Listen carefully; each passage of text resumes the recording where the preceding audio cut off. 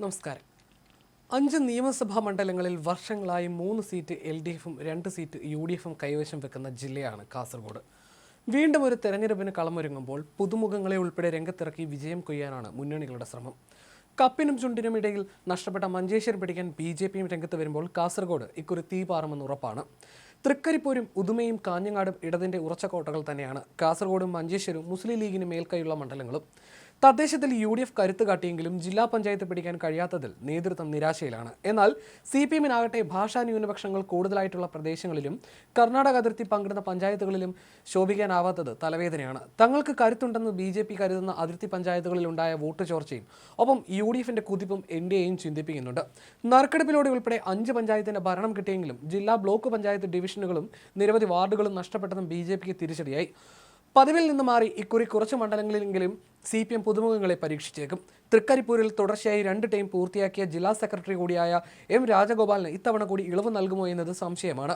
മാറ്റം വരികയാണെങ്കിൽ പുതുമുഖങ്ങളുടെ പേരും പരിഗണനയിലുണ്ട്. കാഞ്ഞങ്ങാട് 3 തവണ പൂർത്തിയാക്കിയ CPIയുടെ ചന്ദ്രശേഖരൻ ഇക്കുറി മത്സരിച്ചേക്കില്ല. പകരം പാർട്ടി ദേശീയ സമിതി അംഗം ഗോവിന്ദൻ പള്ളിക്കാപ്പിലിനെ പരിഗണിച്ചേക്കും.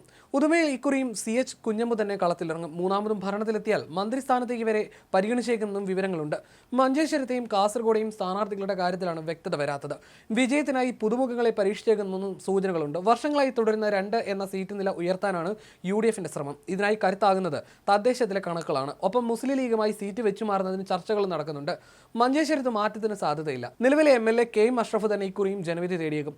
കാസർഗോഡ് 3 തവണ പൂർത്തിയാക്കിയ എന്നെ നെല്ലിക്കൊന്നും മത്സരിക്കാൻ ചാൻസ് ഇല്ല. പകരം ശക്തനായ സ്ഥാനാർത്ഥിയെ ലീഗ് ജില്ലയ്ക്ക് അകത്തു നിന്നോ പുറത്തു നിന്നോ കണ്ടെത്തും. KM ഷാജിയുടെ പേര് ഉയർന്നുണ്ടെങ്കിലും പാണക്കാട് തങ്ങളുമായി അടുത്തു നിൽക്കുന്ന ജില്ലാ പ്രസിഡന്റ് കൂടിയായ കലക്ടർ മാഹിൻ ഹാജിയുടെ പേരും സജീവ ചർച്ചയിലുണ്ട്.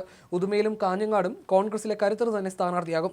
തൃക്കരിപ്പൂരിലേക്ക് വന്നാൽ കേരള കോൺഗ്രസ് ജോസഫ് വിഭാഗത്തിനാണ് സീറ്റ് നൽകിയത്. ഇക്കുറി അത് ഏറ്റെടുക്കണമെന്ന വാദം കോൺഗ്രസിൽ ശക്തമാണ്. എന്നാൽ മുസ്ലിം ലീഗും ഇതേ സീറ്റിനായി രംഗത്ത് വന്നിട്ടുണ്ട്. മണ്ഡലം രൂപീകരിച്ച കാലം തൊട്ട് CPMന്റെ കുത്തക സീറ്റായ തൃക്കരിപ്പൂർ വിജയക്കൊടി പാറിക്കുവാൻ ഇക്കുറി മുസ്ലിം ലീഗിന് അവസരം നൽകണമെന്ന് മണ്ഡലം ലീഗ് കമ്മിറ്റി സംസ്ഥാന നേതൃത്വത്തിൽ സമ്മർദ്ദം ചെലുത്തിയതായും റിപ്പോർട്ടുണ്ട്. ഈ ആവശ്യവുമായി മണ്ഡലത്തിലെ നിവേദക സംഘം സംസ്ഥാന നേതാക്കളെ ധരിപ്പിച്ചതായും സൂചനയുണ്ട്.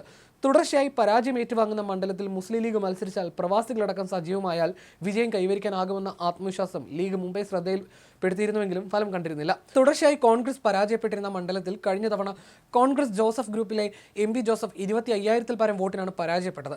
കഴിഞ്ഞ പാർലമെന്റ് തെരഞ്ഞെടുപ്പിൽ രാജ്മോഹൻ ഉണ്ണിത്താന് ലഭിച്ച വോട്ട് കണക്കിൽ തൃക്കരിപ്പൂർ മണ്ഡലത്തിൽ നേരിയ ഭൂരിപക്ഷത്തിന്റെ ബലമാണ് ലീഗിനുള്ള പ്രതീക്ഷയ്ക്ക് കാരണം. ഈ ട്രെൻഡ് നിയമസഭയിലും ലീഗ് മത്സരിച്ചാൽ നിലനിർത്താനാകുമെന്നാണ് കരുതുന്നത്. ലീഗിന് സീറ്റ് ലഭിക്കുകയാണെങ്കിൽ മുൻ ജില്ലാ പഞ്ചായത്ത് പ്രസിഡന്റ് AGC ബഷീർ, ശുചിത്വ പ്രവർത്തന മികവിൽ ഡൽഹിയിൽ സ്വാതന്ത്ര്യദിന പരിപാടിയിൽ പങ്കെടുക്കുവാൻ അവസരം ലഭിച്ച തൃക്കരിപ്പൂർ ഗ്രാമപഞ്ചായത്ത് മുൻ പ്രസിഡന്റ് VK ബാബ, തൃക്കരിപ്പൂർ പഞ്ചായത്ത് മുൻ പ്രസിഡന്റും മണ്ഡലം league general secretary Sathar Vadakkumpad, പട്ടണ ഗ്രാമപഞ്ചായത്ത് മുൻ പ്രസിഡന്റ് സംസ്ഥാന ലീഗ് കൗൺസിൽ അംഗവുമായ PV മുഹമ്മദ് അസ്ലം, ജില്ലാ സെക്രട്ടറി TC റഹ്മാൻ തുടങ്ങിയവരുടെ പേരുകളും സജീവ പരിഗണനയിൽ വരുവാനാണ് സാധ്യത. അതേസമയം കോൺഗ്രസിന് തന്നെ വീണ്ടും സീറ്റ് ലഭിക്കുമെന്ന പ്രതീക്ഷയിൽ യൂത്ത് കോൺഗ്രസ് നേതാവ് ജോമോൻ ജോസഫിന്റെ പേരുകളും ഉയർന്നു വന്നിട്ടുണ്ട്.